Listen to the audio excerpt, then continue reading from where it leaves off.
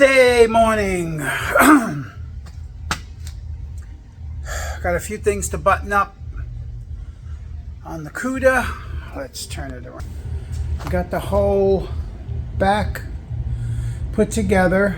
I did a little bit of cleaning on that back bumper. I'm going to send a picture over to Paul and see what he thinks. Rubber is in for the trunk. I'm going to work on this puppy today. Take all the pistons out, make sure they're all in good shape. Check the walls, maybe get a set of freeze outs, and then basically check the motor, make sure I don't have to send it out. So let's get this day started. Okay, we got the whole motor apart. Let me turn this around. Whole motor is apart. We pulled all the freeze out plugs, which seemed to be what was leaking, and this thing is filthy inside. So we're going to send it out to Mr. Scotty's and let him boil that block and clean it all up. And pistons are good, all the bearings are good. Here's the pistons.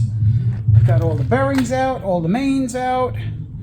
The only thing we did find was that the piston rings were snapped, which is just very odd, but oh well.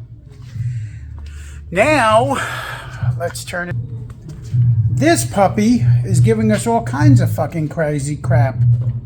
This thing, the second carburetor in the back right there, seems to have a vacuum leak. It's giving all the indications of a vacuum leak, but we've already changed that. That's the third one. Yes, they are all used, so it could very well be that they're just bad carburetors, and that's why they're on my shelf. But usually I rebuild them and I test them before time. This last one has got us baffled, but it's got a dead vacuum leak. If we cover that carburetor, she'll run like a top. Otherwise, you can go out of your mind with it. So we'll keep messing with that, and we'll keep you guys posted on Mr. Cuda.